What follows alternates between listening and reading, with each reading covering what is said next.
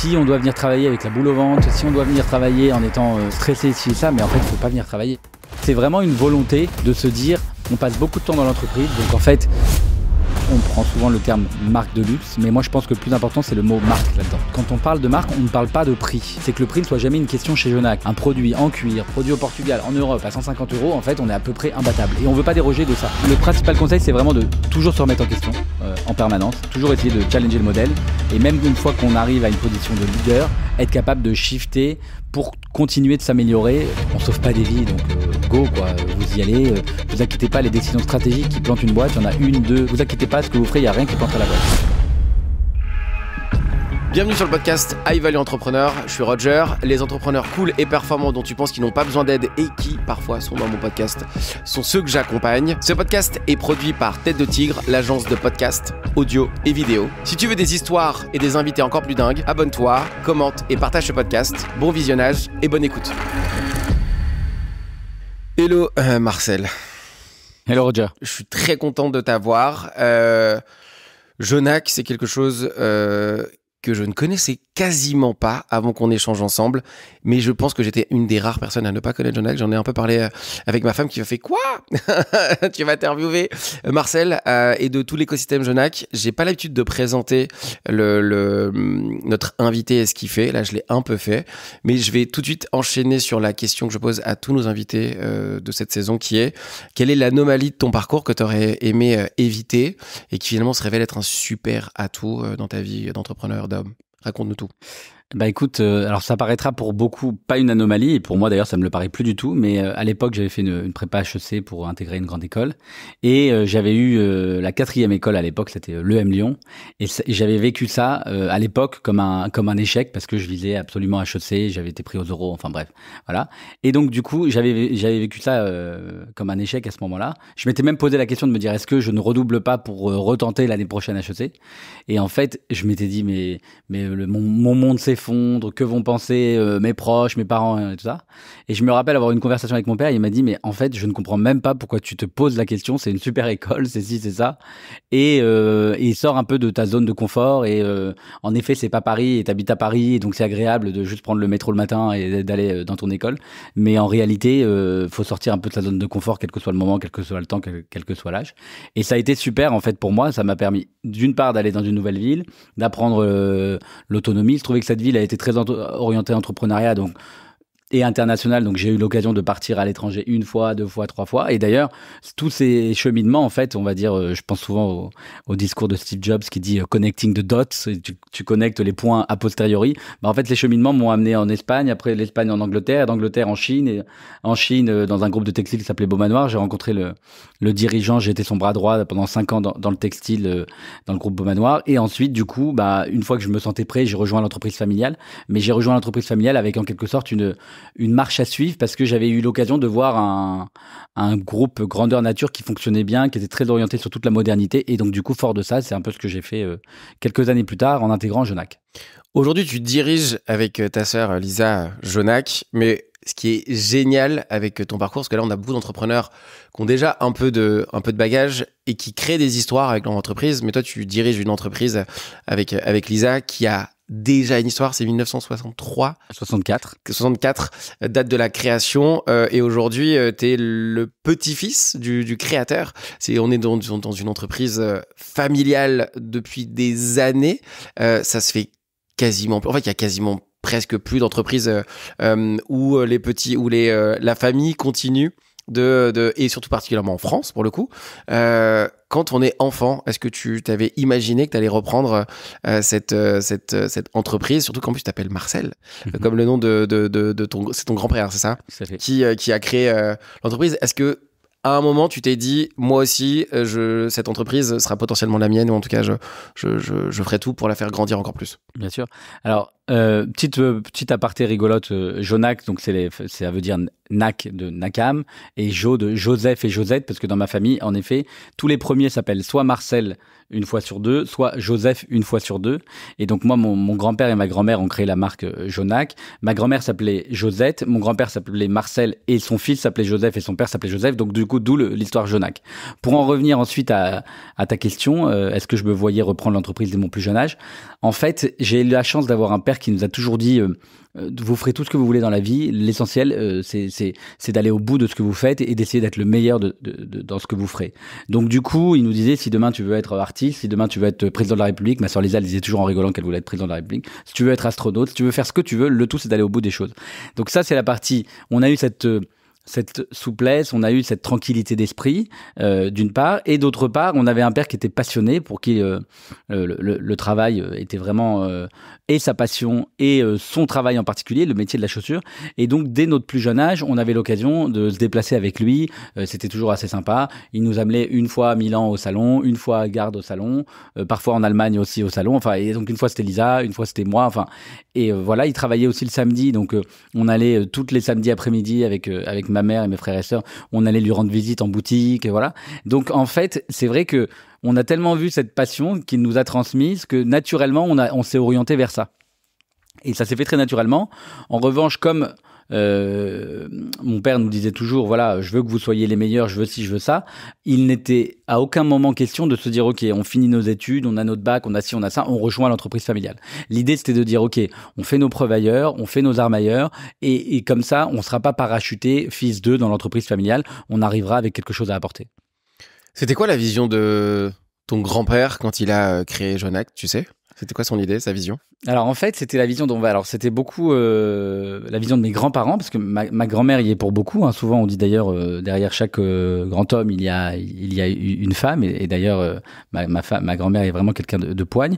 En réalité, en 1962, quand mes grands-parents sont arrivés d'Algérie, parce que c'était des pieds noirs, ils sont arrivés d'Algérie et ils sont arrivés à Toulouse. C'est ma grand-mère qui disait à mon grand-père, moi j'ai pas envie de rester à Toulouse, j'ai envie de monter dans la capitale. Ça la faisait rêver à l'époque. Et ensuite, elle me raconte toujours cette anecdote. Elle a vu une annonce à l'époque, comme ça il s'en fait aujourd'hui, dans le Figaro, sur un fonds de commerce à vendre rue Saint-Placide. Et du coup, c'est elle qui a motivé mon grand-père pour aller pour reprendre cette boutique-là. Quand ils sont arrivés en France, ils étaient déjà à un âge avancé. Donc en réalité, ils n'avaient pas d'ambition particulière au départ. C'était juste, on va dire, créer un magasin parce qu'il fallait vivre, créer un fonds de commerce, travailler, s'épanouir dans le travail et subvenir aux besoins de la famille avec une vie très modeste au départ, en arrivant en France, dans des HLM, enfin voilà, des choses très, très que beaucoup de pieds noirs ont connues. Et voilà, et mon grand-père ensuite est décédé, donc l'entreprise a été créée en 64, mon grand-père est décédé en 78, et mon père était le fils aîné de l'entreprise. Et en tant que fils aîné, à l'époque, il n'y avait pas trop de discussions, il avait 22 ans, il n'y avait pas trop de discussions, et donc du coup, il a repris le magasin familial. Lui, il avait fait, mon père a toujours été très précoce, il avait fait des études d'expertise comptable, et donc du coup, il avait eu son bac très tôt, et donc du coup, il a repris l'entreprise familiale, mais en se disant, moi, je vais la développer. Et donc lui, de ce magasin-là en 78, il a travaillé avec ma grand-mère d'ailleurs. À l'époque, c'était d'ailleurs, il y avait des produits qui étaient achetés, mais c'était à l'époque, c'était en 64, 75, 78, c'était encore du multimarque, où on trouvait des petites sélections de chaussures à droite à gauche. D'ailleurs, la petite anecdote, c'est que on était dans le quartier de Saint-Germain-des-Prés. À l'époque, il y avait beaucoup de couvents à Saint-Germain-des-Prés, donc du coup, ils vendaient des chaussures confortables. Et donc du coup, mon père me racontait, il me dit, j'ai très vite shifté vers des chaussures à la mode, parce qu'en fait, je me suis dit, ok, j'ai 22 ans, si je porte le poids familial de la situation de la famille, si en plus de ça, je vois que des bonnes sœurs et je vends des chaussures confortables, je vais me tirer une balle, quoi. Enfin, c'était un peu ça l'histoire. Et donc du coup, il s'est mis à faire ses créations de plus en plus, enfin à faire du picking, et de fil en aiguille, une première boutique à Saint-Germain rue Saint-Placide, c'était l'historique. Après, il a ouvert rue de Rennes. Après rue de Rennes, à l'époque, il y avait des rues qui sont plus du tout des bonnes rues aujourd'hui, mais comme la rue d'Alésia. Enfin voilà, il s'est développé comme ça jusqu'à une vingtaine de magasins. Et ensuite, ce qui est dingue quand même, 20 magasins à cette époque-là, ça paraît. Aujourd'hui, si on dit qu'on ouvre 20 magasins, c'est limite une entreprise qui fonctionne excessivement bien. À l'époque, c'était le même principe ou? Oui, c'était le cas. En plus de ça, on va dire qu'en termes de consommation, c'était les belles années du commerce. À l'époque, on prend 40 ans en arrière, la part des dépenses des ménages dans tout ce qui est biens de consommation, c'était presque un tiers de la part des dépenses, quoi. Les loyers, les moins chers, enfin, tout, voilà.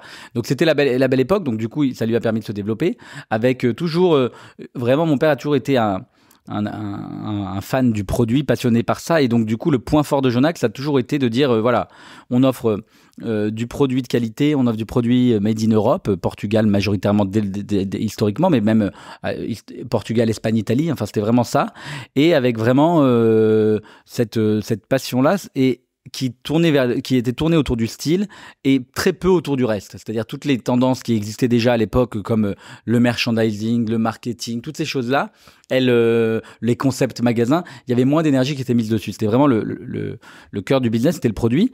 Et nous, ma sœur et moi, l'avons rejoint en 2012. L'entreprise était saine. Elle était à peu près. Mon père était quelqu'un. Voilà, il avait, on va dire, voilà. Il avait fait les choses bien.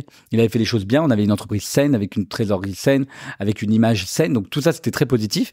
Et ce qui était bien en termes de timing, c'est que on arrivait aussi, même si l'entreprise se portait bien et les chiffres étaient bons, à la fin d'un modèle qui n'était tourné qu'autour du produit. Et on rentrait plus dans un modèle où, par définition, le produit, c'est une condition sine qua non. Donc ça, il n'y a pas de sujet. En revanche, il faut apporter tout un tas de choses autour pour embellir ce produit, pour donner envie de consommer, pour donner envie d'acheter. Vraiment passer du niveau d'enseigne à un niveau de marque. Et c'est ce qu'on a essayé de faire à ce moment-là. Toi, Marcel, quand tu vois qu'il est possible que tu vas diriger cette entreprise, tu dis que tu vas devenir meilleur sur plein d'aspects. Tu veux devenir meilleur dans quel aspect avant de venir dans l'entreprise? Est-ce que tu le sais déjà ou tu veux le découvrir? Oui, on le sait déjà. Donc mon père a a eu de la vision sur plein de choses. On parlait du produit, mais aussi également par exemple le juste prix. C'était des choses. Donc c'était vraiment super parce que quand on est arrivé dans l'entreprise, déjà il y avait quasiment pas de promo. Ça paraît très à la mode aujourd'hui, mais lui, il était jamais rentré dans les tripes des marques, de soldes, de ci, de ça. Donc ça c'était très sain. Donc tout ça c'était vraiment les points forts. Il y avait déjà une partie de ses bénéfices qui était reversée à des associations caritatives. Déjà il le faisait il y a 25 ans, 30 ans, tous les ans, voilà. Donc ça c'était le côté valeur super. Il produisait majoritairement à 90%, 85% en Europe. Il y avait un petit peu d'Asie, mais en tout cas, c'était majoritairement en Europe. Maintenant, aujourd'hui, c'est 100% en Europe. Et en fait, du coup, donc ça, c'était les points forts. Mais en revanche, nous, avec ma sœur, on avait déjà identifié les points faibles. Mon père avait une vraie aversion auprès de tous les sujets qui concernent l'informatique, la logistique, les marketing, c'était pas trop son truc. Et le marketing, pardon, c'était pas trop son truc. Et donc, en fait, nous, on s'est naturellement dit, OK, pour pouvoir se développer, appuyer sur l'accélérateur. Déjà, la base, c'est la colonne vertébrale. La colonne vertébrale, c'est un système informatique pérenne, solide. C'est optimiser des process, informatiser des choses. Donc, en fait, les 2 premières années, elles ont été en grande partie consacrées à tout ce qui touche aux fonctions de support, à la logistique, à l'informatique. C'est pas très sexy. J'avais eu la chance, en travaillant dans le groupe Beaumanoir, qui était une machine de guerre à ces niveaux-là, de connaître un peu la marche à suivre. Donc, en fait, quand il s'agit de changer de RP, donc d'outils de gestion globale de l'entreprise, je marche à suivre, c'était de passer sur ce même ERP qu'avait le groupe Beaumanoir. Quand il s'agit de mettre l'accent sur la logistique, marche à suivre, on savait un petit peu vers quoi s'orienter, de quoi on avait envie. Donc tout ça, ça a été des choses qui, non seulement d'un côté ont été des investissements, mais en même temps ont eu un retour sur investissement assez immédiat parce que on savait que on avait des lacunes à ce niveau-là. Donc ça, c'était très sain et ça nous a permis d'ailleurs de faire les choses à notre rythme sans aller trop vite parce qu'aussi on était dans une entreprise familiale, donc il fallait composer avec d'une part mon père, mais à la limite lui on l'avait rejoint pour quelque chose, donc il avait envie qu'on fasse ce qu'on avait à faire, mais c'est surtout quand tu rejoins une entreprise familiale, les gens qui ont travaillé à ses côtés avant, et ces gens-là, du coup, du jour au lendemain, ils se disent, attends, il va me mettre dehors, attends, ça va mal se passer, attends, moi je suis pas d'accord avec lui. Donc c'était surtout composé avec tout ça. Donc ça, c'était les premières années. Et ensuite, donc on avait vraiment cette marche à suivre. Et ensuite, il y avait tous les autres départements qui n'avaient pas été couverts. Marketing, merchandising. Et on a couvert toutes ces choses-là. Concept magasin qu'on a remis à plat. Création du site internet. Création des réseaux sociaux. Enfin voilà, toutes ces choses-là. J'ai envie de revenir sur les expériences que tu as eues. Parce qu'en fait, tu as des expériences de dingue, en fait, pour de vrai. Que tu peux mettre aujourd'hui en application chez Jonac. Est-ce que tu me parlais de peut-être l'expérience la plus significative pour toi qui a potentiellement apporté plus de valeur ensuite En fait, il y a un truc dans l'entrepreneuriat qui est hyper cool, c'est que les expériences qu'on a eues avant nous permettent de potentiellement devenir meilleurs dans les actions qu'on va mettre ensuite, et parfois on s'en rend pas forcément compte. Est-ce qu'il y en a une, toi, dans ton parcours ou dans l'expérience que tu as eue qui t'a amené à avoir une vision peut-être plus sharp, ou en tout cas plus intéressante pour développer Jonac ensuite? Ouais, bien sûr. Justement, j'en parlais donc brièvement tout à l'heure. Mon expérience dans le groupe Beaumanoir, en Chine, en France, qui a duré à peu près 5 ans, a été super parce que j'ai eu l'occasion d'accompagner pendant 5 ans les 2 dirigeants du groupe à l'époque, Roland Beaumanoir qui l'est toujours et Henri-Pierre de Wulf qui l'est plus. Et en fait, en accompagnant ces gens-là, donc j'ai été leur bras droit pendant 5 ans. On s'est rencontrés en Chine. À l'époque, je travaillais à la direction financière. Ils sont passés à l'occasion d'un voyage où ils visitaient une de leurs filiales. Et en ayant pris le temps de prendre un café, parce que ils étaient de passage régulièrement, enfin Henri-Pierre de Wulf, le dirigeant à l'époque, était de passage régulièrement en Chine, et moi je lui avais dit, écoutez, voilà, on se connaît pas, mais en fait je suis impressionné par votre réussite, et est-ce qu'on peut prendre quelques temps, on peut prendre un peu de temps ensemble. Il m'avait dit, bah écoute, j'ai 20 minutes à te consacrer, et discutons-en. Et en fait, ces 20 minutes se sont transformées en 2 heures. Et ces 2 heures, on a parlé de business, de plein de choses. Et quelques semaines plus tard, je lui avais parlé de mon envie de rester 1 an et demi en Chine sans me poser trop de questions sur le timing. Et quelques semaines plus tard, il m'appelle. J'étais de passage en France, chez mes parents. Et il m'appelle, il me dit, est-ce qu'on peut se rencontrer? Je lui dis, bah oui, bien sûr. Tu es où? Alors la coïncidence, c'est qu'il venait de reprendre Morgane, qui était une marque de prêt-à-porter, et les bureaux étaient en face de chez moi. Mais alors vraiment en face de chez moi.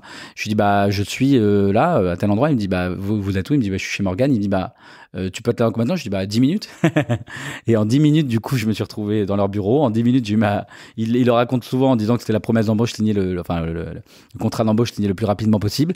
Et donc, du coup, je les ai accompagnés dans tous les projets stratégiques. La reprise de Morgane à l'époque, la reprise de la City, l'émigration logistique, informatique, toute la partie projet qui venait avec chaque reprise d'entreprise. Donc, on partait un peu de zéro et il fallait très vite faire ce qu'on appelait des big bang logistiques, des big bang informatiques, toutes ces choses-là. Donc, ça, c'était très bien. Élaborer tous les budgets. Donc, ça aussi, ayant ces affinités, cette formation-là, c'était super. Donc tout ça, et puis ensuite voyager dans les diverses filiales, décider de conserver des filiales, décider de fermer des filiales, annoncer aux personnes qu'on ferme des filiales, enfin voilà. Et donc ça a duré 5 ans, et c'était très complet. Et en plus de ça, c'était un laboratoire à taille humaine. Et dès que j'avais envie de travailler sur un sujet, en tant que bras droit des dirigeants, je leur disais, tiens, je pense qu'on peut faire ci, je pense qu'on peut faire ça. Et ils me disaient, bah vas-y, go for it. Enfin, c'est parti. Et on s'interdisait rien. Parfois, d'ailleurs, je m'entendais super bien avec tous les dirigeants de chaque marque, les différents directeurs. Mais parfois, ils se demandaient un peu qui j'étais, parce que j'étais un peu le spin doctor, en quelque sorte. Ils se demandaient, mais qu'est-ce qu'il vient faire? Est-ce qu'il vient mettre son nez là-dedans? Moi, j'avais que de la bienveillance à leur égard. Et donc, du coup, j'ai appris toutes ces choses-là, et c'était vraiment en réalité une feuille de route pour ensuite mon passage chez Jonac. Tu m'as dit que finalement c'est une discussion de 20 minutes qui se termine en expérience de 5 ans. Comment forcément, quand on est entrepreneur, des discussions comme ça, on n'a pas envie de les louper. Comment tu as réussi à tourner 20 minutes et qu'est-ce qui a fait que ça a amené? Est-ce que c'est naturel? Est-ce que tu as abordé des sujets que tu savais qu'il fallait aborder? Je pense que c'est une notion hyper importante parce qu'il y a beaucoup d'entrepreneurs qui parfois ont que 15-20 minutes et qui se disent c'est un peu la chance de ma life. Comment tu as réussi à transformer ça en... Bien sûr, bah déjà, c'est vrai que moi, j'ai la capacité d'être synthétique quand il le faut. C'est-à-dire que quand on me dit j'ai 15 minutes, bah, j'ai 15 minutes. Après, la personne te pose des questions, te cite ça. Donc tu dis, bon, bah, très bien, elle est intéressée, donc je vais rester plus longtemps. Mais en tout cas, c'était pas juste de la digression pour le principe. Il se trouve que... Vraiment, back 15 years ago, Ouais. On avait la vision avec ma sœur de ce qu'on pouvait faire de la marque, parce que en fait, on avait vu 15 ans en arrière, on avait vu qu'il y avait une révolution qui commençait à s'opérer dans le retail d'une manière générale, avec l'arrivée des gestionnaires à la tête des entreprises. Ça a été une première révolution, parce que avant il y avait que des gens de produits. Donc ces gestionnaires-là, bah, c'est eux qui ont rendu le truc d'office scalable, à souhait en France, à l'international. Donc l'arrivée des gestionnaires à la tête des entreprises, premièrement. Mais aussi, si on parle de marque, de positionnement, on avait vu qu'il y avait une révolution qui commençait à se faire dans le prêt-à-porter, 2007, 2008, 2009, 2010, l'émergence des marques comme Maje, comme Sandro, 2010, 2011, l'émergence de Cézanne. Donc on avait vu tout ça. Et en fait, le point commun de tout ça, c'est qu'il y avait tout ça dans le prêt-à-porter, mais il y avait ça nulle part dans la chaussure. Et dans la chaussure, d'ailleurs, je le dis souvent, si on parle aux femmes, on leur dit, où est-ce que t'as acheté tes chaussures il y a 20 ans? Elles vont te dire à l'époque Minelli, San Marina, André, Cosmo Paris, et un peu moins Jonac parce qu'on était moins développé. Tu leur dis 20 ans plus tard, où est-ce que tu consommes tes chaussures? Tu le disais jusqu'à il y a 3 ans, parce que maintenant, malheureusement, ces marques, elles ont périclité. Elles te disaient toujours, encore, Minelli, Cosmo, San Marina, André. Or, en termes d'attente client, en termes de, pour moi, de volonté, d'expérience, ces marques-là, elles n'avaient pas su être au niveau. C'est juste que c'était un peu contraint parce qu'il n'y avait pas d'autres offres. Et ça, on l'avait perçu en voyant qu'il y avait des marques, Isabelle Marant, Cézanne, Maje, Sandro, Claudie Pierlot, qui émergeaient et qui, en fait, avaient à peu près tout compris à ce que les clients commençaient à vouloir. en étant évidemment soit meilleurs, soit moins bons qu'ils ne le sont aujourd'hui. Mais en tout cas, elles se contentaient pas de vendre du produit avec une étiquette de leur marque et point à la ligne. Il fallait comprendre qu'il fallait passer une expérience en magasin, il fallait comprendre que Internet, ça commence à émerger, donc il fallait mettre de l'énergie dessus. Nous, Jonac, en 2012, on a créé notre page Instagram. En 2013, on a créé notre site Internet. Enfin voilà, toutes ces choses-là, c'était vraiment des choses, il fallait ouvrir les yeux sur ce qui se passait en France, mais aussi ce qui se passait à l'international. À l'international, tu avais à l'époque très vite, je crois 2016-2017, mais Viviane Lipskier avait fait un livre sur les DNVB. Et ben déjà 3-4 ans avant, il y avait toutes ces DNVB internationales. Tu peux nous dire ce que c'est des DNVB? Les DNVB, c'est ce qu'on appelle des Digital Native Vertical Brand. C'est des marques qui sont nées d'Internet. Cézanne est une DNVB. En France, je sais pas, Aura, c'est une DNVB. Bonne Gueule est une DNVB. Donc ces marques-là, c'est des DNVB. Et ce phénomène a été un peu mondial. Allbirds dans la basket aux US est une DNVB, Bonobo est une DNVB, Warby Parker est une DNVB. Donc il y avait un peu tout ça. Et en fait, il fallait un peu regarder la marche à suivre. Et c'était vraiment une force retail, une force online, une expérience retail, une expérience online où il y avait déjà une notion de unboxing, l'importance de quand on ouvrait son colis, qu'on ait déjà un beau colis, qu'on ait déjà une rapidité à être livré, qu'on ait ensuite un beau colis, qu'on ait un colis qui sente bon, qu'on ait un packaging qui soit de qualité, enfin voilà, toutes ces choses-là. Et moi, je dis souvent que toutes ces marques-là, elles nous ont fait beaucoup de bien parce que en arrivant dans une entreprise où on partait un peu d'une feuille blanche sur ces sujets-là, en fait, c'était toujours tout de suite le standard où il fallait arriver. Et on n'avait pas de gros mammouth où il fallait tout de suite dire non, mais alors en fait, ce qu'on fait, on le fait pas bien, on ça. Non, on faisait rien sur le online. Donc en fait, ça nous a permis de placer un standard qui était tout de suite un bon standard. Jonac a vécu les très bonnes années au tout début. Forcément, tu parles de Minelli, tu parles de Sad Marina, tu parles de tous ces gens-là. Aujourd'hui, ils n'existent plus. En tout cas, il y en a beaucoup qui ont disparu, qui n'existent plus, littéralement, qui ont même. Ça n'a pas été très drôle. On en a quand même beaucoup parlé. Comment ça se fait que Jonac continue d'exister et qu'on en discute et qu'on puisse en discuter encore aujourd'hui et justement prendre autant de place en sachant que c'est une marque hyper nichée pour les femmes, qualité. Comment tu penses que c'est possible que ce soit arrivé ça? Déjà, voilà, l'idée c'est vraiment de se questionner à chaque moment du modèle et à se dire ok, comment on fait pour re-questionner le modèle, comment on fait pour être meilleur. Et une fois qu'on arrive à un niveau, par exemple dans la chaussure, où j'estime que depuis 2-3 ans, par rapport à toutes ces marques, on est bien meilleur, comment on fait pour rester toujours en avance? Parce que une fois qu'on commence à être les numéros 1 dans les grands magasins, une fois qu'on commence à avoir dans les centres commerciaux des meilleurs chiffres d'affaires au mètre carré, a fortiori, le marché commence à regarder, le marché regarde, il s'y intéresse, il se dit je vais regarder le modèle, je vais ci, je vais ça. Donc on va essayer de faire un copycat, on va essayer de faire ci, on va essayer de faire ça. Donc il est vrai que déjà c'est on va dire que c'est une position qui est assez stressante, on en parle en permanence avec ma sœur et avec mon père également. C'est assez stressant parce que quand on est à ce niveau-là, en fait toujours on doit se questionner, toujours on doit faire en sorte d'être meilleur, toujours on doit faire en sorte de faire de la croissance. Donc ça c'est un peu le secret. Et après si on prend la différence entre ces marques-là et les nôtres, alors, d'un point de vue capitalistique, le fait d'avoir été familial et de continuer de l'être à 100% facilite les choses parce qu'on prend des décisions sur du long terme. Le point commun de beaucoup de marques qu'on a citées là, ce sont des marques qui appartenaient à un groupe, par exemple, qui s'appelait le groupe Vivart, qui 20 ans en arrière faisait plus de 3 milliards d'euros de chiffre d'affaires.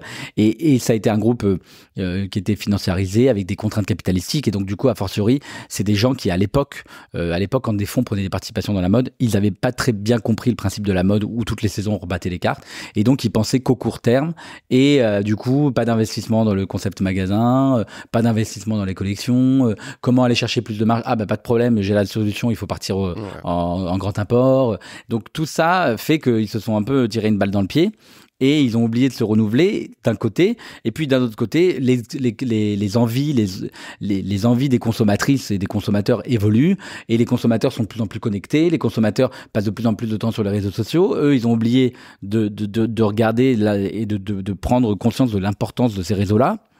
Donc en fait, alors que nous, on en a pleinement pris conscience. Je parlais tout à l'heure, 2012, on crée notre compte Instagram. Aujourd'hui, on a 550 000 followers sur Instagram. On recrute à peu près 500 followers par jour et ça se passe plutôt très bien. On a entre 50 et 150 000 vues en Reels quotidiennement. Il y a 3 ans et demi, avec ma sœur Lisa, on se dit ok, maintenant, de quoi le consommateur a envie? Bah en fait, on a envie de vidéo. Donc en fait, maintenant, la clé c'est la vidéo. Donc on va mettre le paquet sur TikTok. Donc ça c'était en 2019. Il y a encore beaucoup. Donc aujourd'hui, on a 250 000 followers sur TikTok. On poste tous les jours. Ce qui est dingue pour une marque, pour faire du personal branding, juste pour mettre en contexte, on a beaucoup de gens qui font du personal branding et communiquent en tant que fondateurs et qui créent des choses autour. Là, en fait, ce qui est rigolo, c'est que si on te découvre, on te découvre aujourd'hui, moi je ne connaissais pas avant, on te voit pas forcément visuellement parlant, ni ta sœur. Vous avez réussi à faire cette perf sur du branding, ce qui est vachement plus dur à faire. Et en plus, avant d'en avoir nécessairement besoin. Je pense que c'est une perf non négligeable dont on peut parler, parce que créer une marque, exister depuis des années et en plus comprendre les codes et réussir à performer, je pense qu'il y a énormément de marques là qui sont en train de se dire mais comment on arrive à faire ça? Genre vraiment, je suis une marque qui a une dizaine d'années, qui a loupé le coche des réseaux sociaux et qui en plus se pose la question et qui... Genre, franchement, ça vous a fait une perf de dingue, pour de vrai. Ouais, bah écoute, merci déjà. Non, vraiment, c'est excessivement dur. Il y a plein de gens qui n'y arrivent pas, vraiment, littéralement. C'est vrai, on en est assez fiers. Alors déjà, on a la chance d'avoir des super équipes, hein, parce que tout ce qu'on évoque là est permis par le fait d'avoir une garde rapprochée de 5, 6, 7 managers et un niveau d'exigence à chaque fois en dessous qui fait que on arrive à faire ce qu'on veut. Ils mettent en musique toutes les idées qu'on a et puis ils en apportent plein également. Donc ça, c'est déjà la chance qu'on a d'avoir une super team. Et ensuite, il est vrai que d'une manière générale, en fait, je trouve que, enfin, dans la vie, il faut essayer de regarder un peu. Il y a des, comment dirais-je, il y a des de percevoir les tendances. La tendance de la vidéo. J'ai des amis qui ont monté une super start-up il y a 7-8 ans de ça dans la vidéo. À l'époque, les gens disaient mais c'est quoi cette histoire? Qu'est-ce qu'ils font? Enfin, les gens comprenaient pas trop. Et en fait, avant même l'émergence de Reels, parce que Reels s'est créé Reels sur Instagram s'est créé fort du succès de TikTok en étant un peu en se disant bah on va le concurrencer. Bah on constatait que les gens en fait sociologiquement, on peut se dire ah ouais bah il y a de la passivité, bon on peut émettre tous les jugements de valeur qu'on veut, mais en tout cas les gens avaient envie de ça. Donc en fait il faut avoir un peu les yeux ouverts sur voilà ce dont le consommateur a envie. Le consommateur, quand je parlais tout à l'heure d'expérience, bah, le consommateur, en fait, aujourd'hui, la solitude, c'est le mal de notre société. Donc, en fait, si on arrive à faire une vente ou quand on arrive dans un magasin Jonac, on va te proposer un café, on va te proposer un verre d'eau, on va passer du temps avec toi, on va essayer de te donner de bons conseils et que la fille, elle va s'évader pendant 30-40 minutes, parce que c'est à peu près la durée de vente. Une vente standard, elle dure 20 à 30 minutes. Hein, on n'est pas sur des ventes, on n'est pas sur du drive, on va dire. Et ben, en fait, tu apportes du lien, un lien qui disparaît dans la société d'aujourd'hui en fait. Donc en fait l'idée c'est vraiment d'essayer de percevoir d'un point de vue sociologique ce dont les gens ont envie et ce qui se trame et fort de tout ça bah nous on essaie de le déployer, on dicte ça auprès de notre team, auprès de nos équipes et on essaye en général voilà d'avoir les yeux ouverts, c'est vraiment ça une des clés en fait. T'as dit plein d'éléments qui potentiellement font que ça peut être très compliqué dans une entreprise. T'as dit familial, tendance et bonnes équipes. C'est potentiellement un truc les plus dur à gérer. Il y a beaucoup de gens qui font des business ou qui sont en business ensemble, des frères et sœurs, des frères, même des familles ou des maris avec leurs femmes ou inversement. C'est pas facile à gérer. Là, vous, ça fait des années que vous êtes dans ce contexte-là, donc et t'as dit que c'était une force. T'as le truc des tendances, c'est-à-dire qu'il faut se renouveler. On est dans un côté familial, donc il y a parfois des frictions. J'en vois beaucoup. Et en plus, il faut recruter les bonnes personnes pour réussir à faire tout ça. Genre, c'est quoi le secret? On veut savoir comment t'arrives à manager tout ça, comment vous avez créé quelque chose avec ça. Alors, c'est vrai, si on peut reprendre les 3 points. Si on prend le côté familial, bon, déjà, on a eu la chance d'être un nombre impair. Ma sœur et moi, avec mon père, qui est toujours aux commandes avec nous. Donc, du coup, quand t'es un nombre impair, tu tranches toujours. Donc, il n'y a pas de blocage. Donc, ça, c'est un premier point. Aussi, on est arrivé avec une taille d'entreprise qui était petite. Donc, quand elle est petite, on a eu un peu de politique, mais t'as pas trop de politique. Et donc, du coup, tu peux à peu près faire ce que tu veux. Donc, t'as une vraie marge de manœuvre. Le bon côté du familial aussi, c'est que par définition, on aime ses parents, on aime ses frères et sœurs. Enfin, et donc il n'y a pas de place pour de la politique entre nous, quoi qu'il arrive, quelle que soit l'entreprise, quelle que soit la taille que peut avoir au fur et à mesure de l'entreprise. Donc on se dit tout, c'est-à-dire que nous on a des règles. Ma femme elle en rigole parfois parce que elle me dit on a des règles, c'est-à-dire qu'en fait on peut se prendre la tête au bureau, on peut aller dîner le soir chez mes parents sans aucun sujet en fait. Et ma femme me dit mais je comprends pas, vous êtes déchirés ce midi et là ce soir vous avez dit, je dis mais ça n'a rien à voir. Donc déjà il y a de ça. L'avantage donc quand t'es en famille c'est que tu peux tout te dire parce qu'a priori il y a pas de jugement, a priori on s'aime, donc en fait tout ça va dans la même direction, ça va pas dans le sens d'un intérêt particulier. Donc ça c'est le côté sympa du travail en famille. Un des garde-fous que j'aime bien donner, c'est de pas te parler de travail en dehors du travail. On a vraiment toute une journée de travail pour parler travail. Donc en fait, si on se voit aux réunions de famille le soir, si on peut éviter de le faire, nous on l'évite, on le fait jamais. Enfin, c'est une règle que vous arrivez vraiment à faire ? Ouais. Vraiment à faire. Généralement, c'est la règle que je donne aux gens qui sont. Je dis, vous parlez ensemble, vous en parlez pas après. Et tous me font, ah, mais c'est hyper dur, on est au barbecue ensemble. Juste avant, comment vous arrivez à cloisonner comme ça ? C'est clé en fait, d'autant qu'on est 3. Alors maintenant il y a ma petite sœur qui nous a rejoint, donc on est 4 dans l'entreprise, enfin mon père et 3 enfants. On a des maris et femmes, de ma mère, voilà, enfin des enfants. Donc si tu te mets à parler de travail, c'est un peu chiant, ouais. Un peu rébarbatif, ça exclut forcément des gens. Donc ça c'est vraiment un point clé, ça c'est sur la partie familiale. Sur la partie tendance, c'est natif de notre métier, donc on est dans un métier de tendance, et donc les tendances elles vont aussi bien au niveau du produit, mais il faut comprendre que les tendances elles vont à tous les niveaux de l'entreprise, du marketing, du merchandising, de la RSE, de tout ce genre de sujets. Donc ça, c'est la partie tendance. Et sur la partie équipe, quand on est dans une entreprise familiale, déjà aujourd'hui, tu as une certaine attractivité naturellement parce que beaucoup de gens en ont un peu marre des gros groupes, justement de la politique, de ci, de ça. Donc du coup, tu arrives à attirer.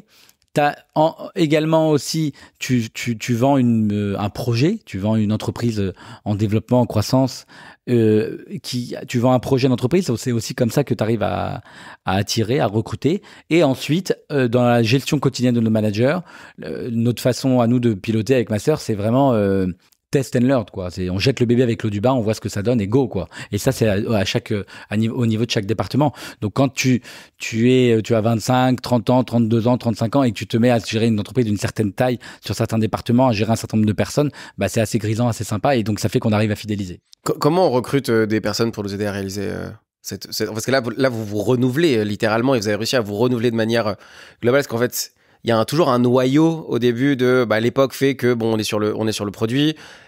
L'époque d'après, c'est ton père qui reprend leur entreprise, donc un nouveau système. Donc forcément, il y a des gens qui gravitent, qui sont toujours entre deux époques. Gérer ce truc-là, le renouvellement de nouvelles personnes. Comment vous avez réussi à gérer ça ? En fait, alors ça paraît un peu paradoxal. Donc déjà, quand tu arrives dans une entreprise, alors que ce soit là, c'est une entreprise qui va bien, donc une entreprise familiale ou même une entreprise demain en difficulté, quel que soit le profil. Déjà, le sujet, c'est un peu d'observer, de comprendre les gens qui vont naturellement être dans ta team. Donc ces gens-là, ils ont clairement la place dans le projet d'entreprise. Et ensuite, tu as les gens qui sont pas partie prenante ou qui sont dans le c'était mieux avant. Tu vas planter la boîte, ton père faisait mieux ci, ton père faisait mieux ça.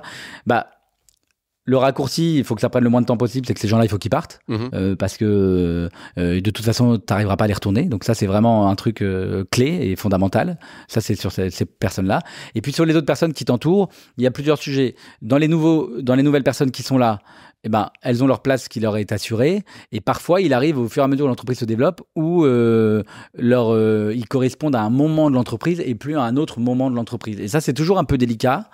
Mais je pense, nous, on l'a bien fait en accompagnant les gens, en leur expliquant le pourquoi du comment, en leur assurant que de toute façon, leur place chez Jonac, elle est assurée. Et donc, même si leur job, il va prendre une tournure un peu différente, un peu ci, un peu ça, tu arrives à motiver les gens et mobiliser les gens avec toi. Et puis après, tu fais rentrer les nouveaux entrants. Pour que tout se passe bien, la clé, c'est que comme en plus c'est une entreprise familiale, on n'est pas nombreux au siège, on est une cinquantaine à peu près, il faut que tu fasses aucune concession sur les valeurs. Donc t'es que des gens, parfois tu rencontres des gens, avec ma sœur on se dit tiens, cette personne-là elle est super, elle est smart, elle est ci, elle est ça, trop c'est un shark, ou tiens elle est trop comme ci, elle est trop comme ça, ça fitterait pas dans une entreprise comme les nôtres, on le sait. En revanche, on va prendre des gens qui ont des valeurs, qui ont des compétences évidemment, mais qui ont des valeurs sur lesquelles il n'y a pas de concession possible. Et vraiment la clé c'est de s'entourer d'une team au sein d'une team qui soit dans un projet commun avec des valeurs communes. Et une fois qu'on a dit ça, on y arrive très bien, quoi. Est-ce que vous avez réussi à esquiver le piège de une entreprise familiale avec un management familial? Est-ce que vous avez ce piège-là que généralement ce qui se passe, je m'explique. Quand on a une entreprise familiale, généralement on la manage comme une famille, et quand on la manage comme une famille, on a des problèmes de famille dans son entreprise. Ce qui veut dire avec les ultra bons côtés, hein, des gens dévoués, mais aussi des gens qui se permettent des choses ou qui font des choses qui devraient pas faire parce qu'on n'est pas véritablement une famille. Est-ce que vous avez réussi à esquiver ce piège-là, vous? Ouais, tout à fait. On n'a pas ce sujet-là. Ma sœur et moi, on est de la génération, voilà, on a 30, moi j'ai 37, elle a 38. Donc on est d'une génération où naturellement, si tu veux, on a été formé au management. Moi, quand j'étais à l'EM Lyon, je me rappelle toujours, je donne toujours cet exemple-là, quand on faisait des cours, nos professeurs nous disaient toujours, bon alors quand vous allez sortir d'ici, vous serez manager, et quand vous serez manager, vous allez faire. Et ils nous disaient, ne tombez pas dans le piège de faire, vous, ce que vous devez faire, c'est faire. Et c'est marrant parce qu'on a été formé à 20 ans à dire, quand vous sortirez, vous serez manager, en quelque sorte. Et donc c'est vrai qu'on n'a pas eu trop cet écueil-là de mettre, on va dire, soit trop d'affect, soit laisser des choses. Dès qu'il y a un sujet, on en parle. Dès qu'il y a un truc, on en parle. Quand il y a un truc à dire à quelqu'un, on lui dit. Enfin voilà. Donc il n'y a pas de non-dit.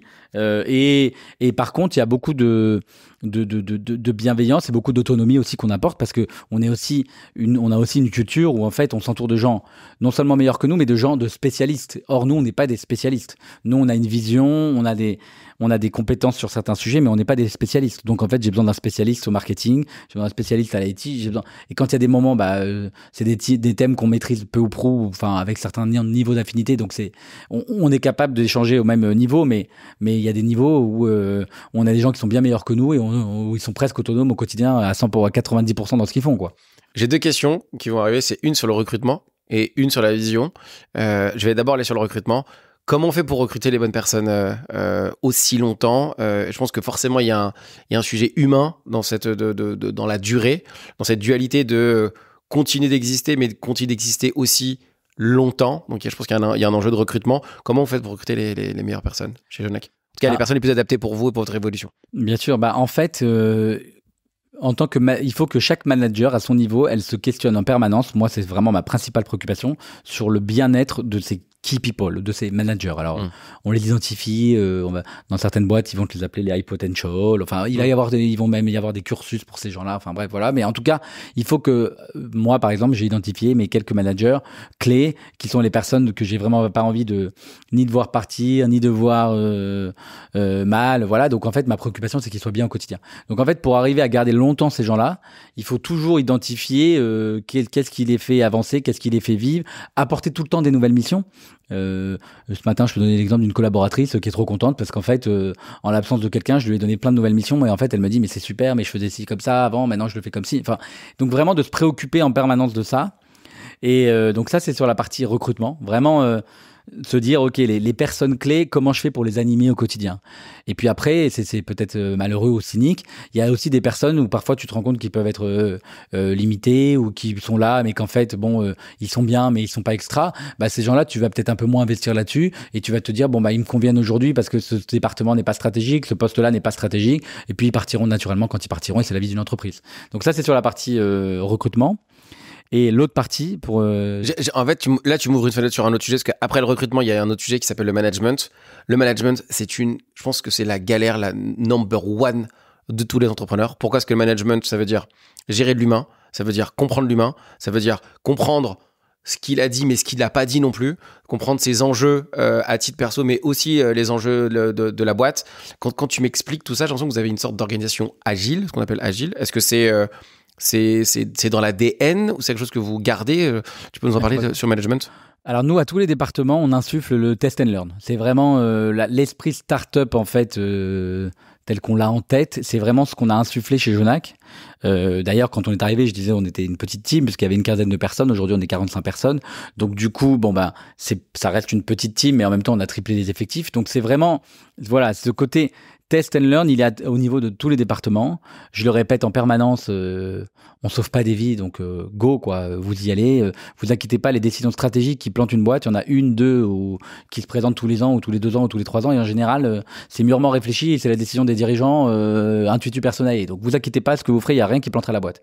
Donc du coup, ça c'est notre philosophie de management, et aussi une philosophie vraiment de bien-être. Par exemple, il y a 2 jours, j'ai ma responsable des ressources humaines qui m'envoie un mail ou quelque chose où elle me dit bien noté, enfin elle me répond sur quelque chose à 1h du matin. Le lendemain matin, je la vois, je lui dis mais rassure-moi, tu t'es réveillé dans la nuit et tu m'as envoyé ce mail à 1h du matin, tu t'es pas couché à 1h du matin à travailler, quoi. Elle m'a dit bah si, je me suis couché à 1h du matin. Je lui dis bon écoute, merci beaucoup déjà, merci, mais il faut vraiment pas faire ça, faut vraiment pas te rendre malade. Et donc voilà, donc ça c'est le genre d'exemple où il faut être garant de ça. C'est-à-dire que moi, il n'y a jamais un mail de ma part qui partira après 20h ou 20h30, et il n'y a jamais un mail qui partira le matin non plus avant 9h30. Et donc, je vais avoir la culture d'avoir mes mails en brouillon et qui vont partir à ce moment-là. Ou bien, je vais demander aux collaborateurs, tiens, est-ce que toi, tu regardes Teams quand tu es off? Et les gens vont me dire, non, moi, je regarde jamais Teams quand je suis off. Donc, tu me permets d'écrire sur Teams en mode pense-bête, comme ça, voilà. Et comme ça, tu le redécouvres le matin. Oui, mais si le collaborateur me dit, ah non, et moi, je suis tout le temps sur mon Teams, je vais pas lui envoyer Teams à cette personne-là à 2h du mat quand moi je vais pas arriver à dormir. Enfin voilà. Donc cette partie-là, elle est vraiment de penser à l'équilibre des salariés, à leur bien-être et j'en suis ravi. Et d'ailleurs, dans ma team rapprochée, j'ai des dirigeants de l'entreprise qui sont en télétravail. Ma directrice, ma responsable marketing, elle habite à Lyon. Mon responsable IT, il habite à Marseille. Enfin voilà. Et ça, je suis ravi de ça en fait, parce qu'en fait, t'as meilleur pouvoir d'achat quand t'habites en province en termes de qualité de vie. T'as pas de taille d'appartement, de ça. Donc en fait, moi, je suis ravi que ces gens-là, ils vivent mieux, ils vivent voilà, et ça s'en ressent pas sur notre business, quoi. Ouais, c'est parce que c'est une entreprise qui est là depuis longtemps et finalement qui est limite plus mobile qu'une entreprise qui se créerait aujourd'hui. C'était une volonté véritablement ou c'est juste le fait de comprendre les nouveaux contextes et s'adapter aux nouveaux contextes? Bah, c'est une volonté en fait. Pour le coup, je parlais de mon père et de ses valeurs, de son apport. Ma sœur et moi, on est beaucoup là-dedans. C'est-à-dire que c'est très à la mode depuis quelques mois, quelques années. On parle beaucoup de la bienveillance dans le travail, mais moi, c'est quelque chose que mes collaborateurs, il y a 7-8 ans, à l'époque, il y avait quelqu'un qui s'appelait Tony Htier qui avait écrit un livre, le fondateur de Zappos, un site internet qui s'appelait Delivering Happiness, l'entreprise du bonheur.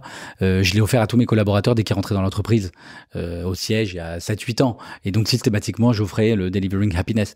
Donc, ensuite, j'offrais le Starbucks Experience où il y avait qui racontait de l'histoire de Starbucks avec toutes ces choses-là. Ils étaient très en avance sur beaucoup de sujets sociaux, enfin voilà.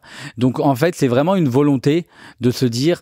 On passe beaucoup de temps dans l'entreprise, donc en fait, si on doit venir travailler avec la boule au ventre, si on doit venir travailler en étant stressé, si et ça, mais en fait, il faut pas venir travailler, il faut pas être dans cette entreprise-là, il faut pas travailler. Enfin, et ça, c'est vraiment quelque chose fondamentalement que je pense, c'est que il faut pas oublier que les gens, enfin voilà, aspirent à une chose, c'est être heureux. Il faut avoir un équilibre entre les amis, la famille, le travail, et quand il y a un déséquilibre entre ces 3 tiers, bah, c'est qu'il y a quelque chose qui cloche. Et il faut vraiment insister pour qu'il y ait cet équilibre-là, et ça se fait assez naturellement, ouais. Il y a un truc qui est marquant, on a parlé un peu en off avant de discuter ensemble, c'est l'expérience que tu veux faire vivre à chaque personne qui découvre Jonac.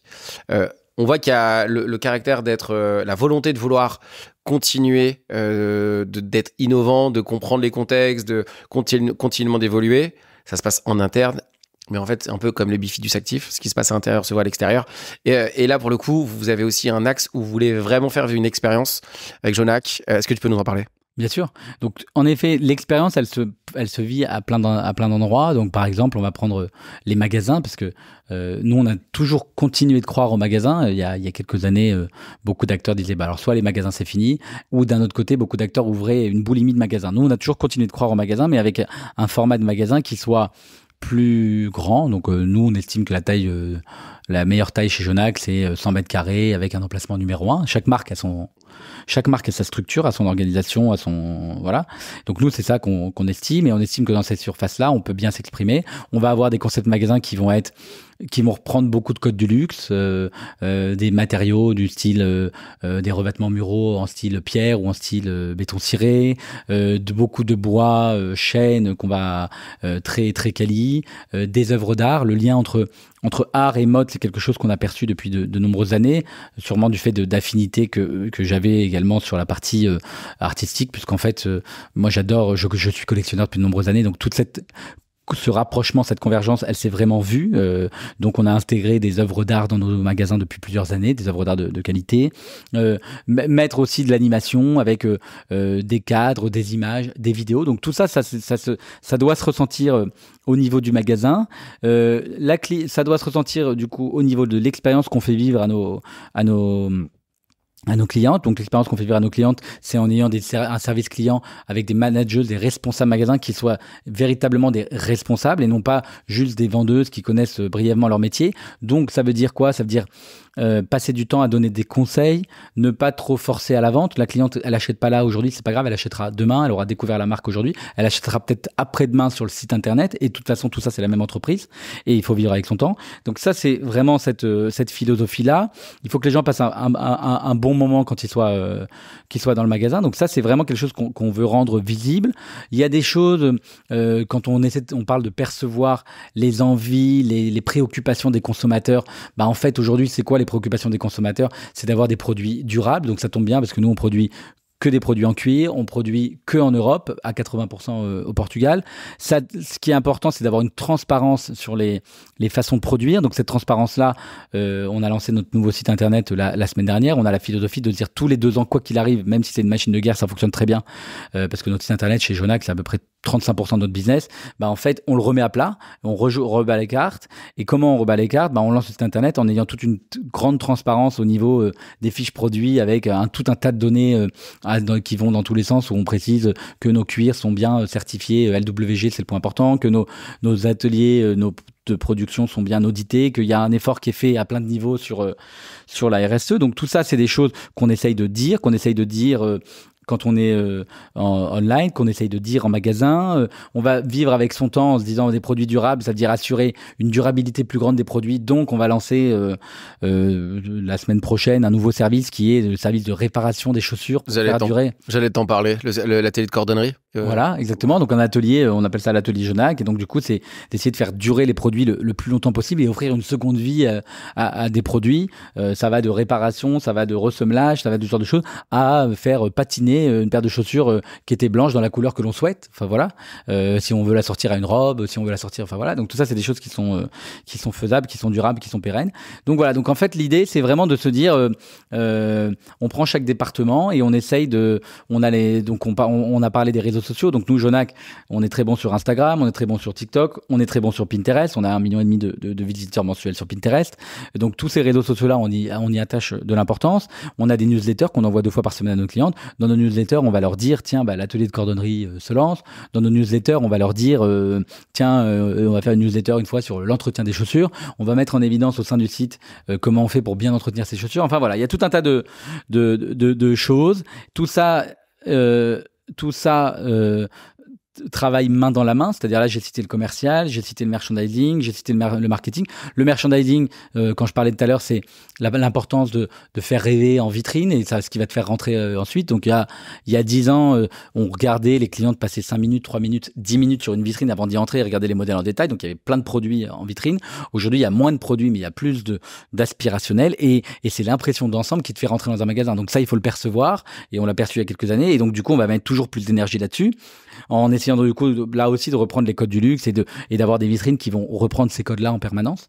Voilà un peu comment on fonctionne, d'avoir les bonnes collaborations en termes de marques avec les bonnes marques, les bonnes influenceuses, les bonnes stylistes et ça on va essayer de le faire en permanence. C'est un peu tout ça les phases émergées de l'iceberg et un peu ça la recette qui fait notre succès aujourd'hui en fait. Forcément là je vais te parler de vision. La vision, je vais mettre une interprétation. Est-ce que la vision pour Jonac, c'est en fait, tu parles beaucoup des codes du luxe. Est-ce que le but, c'est pas de devenir une marque de luxe? Alors, je pense que, en fait, on prend souvent le terme marque de luxe, mais moi, je pense que le plus important, c'est le mot marque là-dedans. C'est-à-dire que nous, on n'a pas pour vision de devenir une marque de luxe. On a pour vision de devenir une marque. Et je pense qu'on l'est et on continue d'investir en permanence là-dessus. Dans les marques, je peux citer Apple, bon, je pense que c'est une marque de luxe. Nespresso, est-ce que c'est une marque de luxe? En tout cas, c'est une véritable marque. Pour les codes aussi également. Voilà, on va prendre, évidemment, toutes les marques de luxe. Il se trouve que la vision de marque, en effet, ceux qui sont le plus souvent parvenus, ce sont les marques de luxe. Pourquoi ? Parce que elles ont compris qu'il fallait arriver à faire susciter une émotion aux clientes. Elles ont les niveaux de marge qui permettent de le faire. Et donc, tout ça faisant, en fait, c'est elles qui sont arrivées à créer cet aspirationnel le plus fort.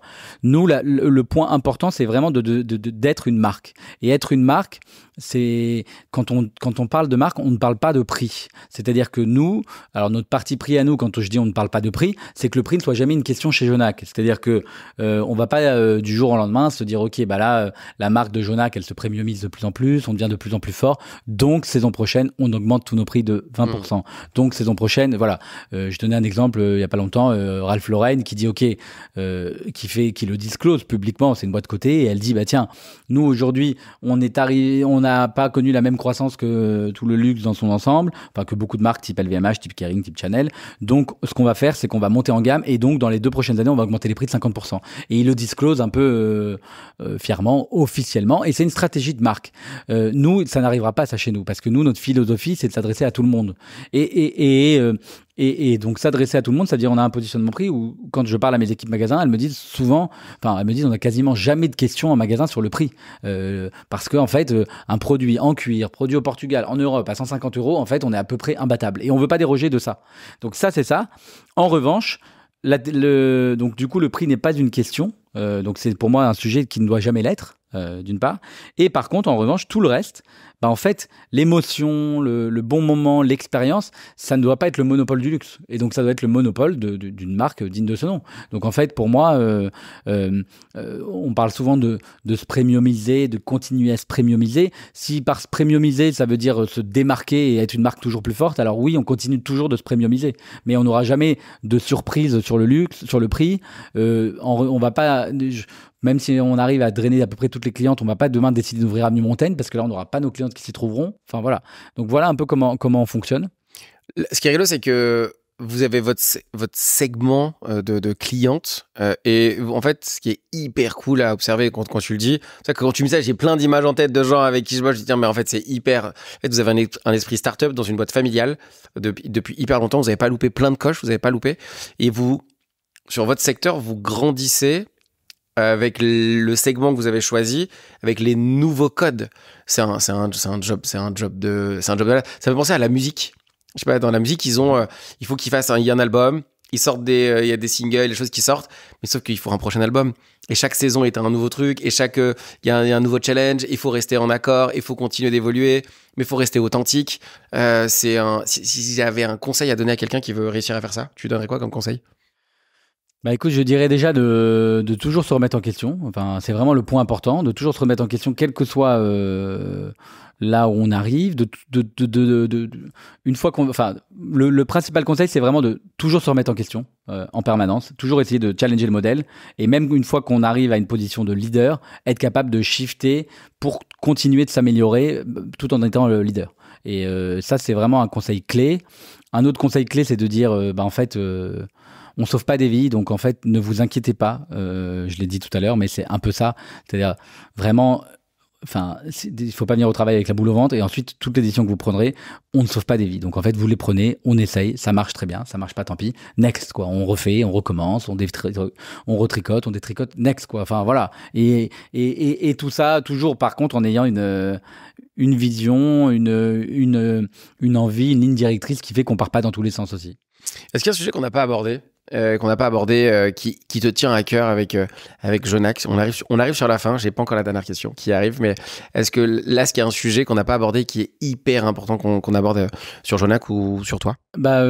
Si on parle de Jonac, c'est vrai que je pense qu'on a été assez large. D'une manière générale, ce qui est important, ce que j'essayais aussi de dire dans mon message, c'était de dire qu'en fait, une marque aujourd'hui, une entreprise, elle a un rôle, on va dire, de financier, fiduciaire, mais elle a aussi un rôle au sein de la société, et ce rôle au sein de la société, il doit être au niveau de sa production, il doit être au niveau de son management, il doit être au niveau de sa communication, et ça, c'est ce que mon père a toujours fait avant même qu'on le rejoigne, et en fait il faisait un peu de la prose sans le savoir et sans le dire d'ailleurs, et c'était vraiment l'héritage qu'on a eu la chance d'avoir, et on a continué dans cette ligne directrice et en toujours du coup de bien se comporter. Bon, après nous on a une philosophie familiale qui est plutôt de vivre heureux et de vivre caché, ça c'est plutôt ma philosophie.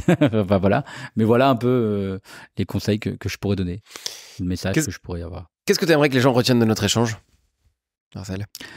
Eh ben écoute, j'espère que les gens auront trouvé cet échange intéressant. Ils auront découvert une industrie qu'ils ne connaissent pas forcément, à laquelle tout le monde s'intéresse. C'est ça qui est sympa, c'est que quand tu dis que tu travailles dans la mode, quand tu dis que tu as une marque de mode, a priori tout le monde s'y intéresse. Ça c'est le côté un peu grisant du métier, même si en parallèle de ça, dès on lit un peu plus la presse professionnelle, on voit que c'est un marché qui est plutôt en décroissance récurrente. Donc j'espère que les gens auront découvert ce secteur-là, auront apprécié, que s'ils peuvent en tirer quelques conseils pour leur management au quotidien, dans le sens de l'accomplissement du bien-être de leurs salariés, je serais ravi. Et même comment durer, parce que franchement, c'est une super belle prouesse. Moi, je le découvre en même temps quasiment avec toi, et de voir tous les enjeux. Il y a plein d'enjeux que tu as évoqués qui sont à eux seuls des seuls et uniques enjeux pour la survie de l'entreprise. Et vous en avez beaucoup, et qui sont en plus pour ça, pour de vrai, une super force. Donc moi, si je devais répondre presque à cette question pour toi, c'est genre comment gérer la dualité entre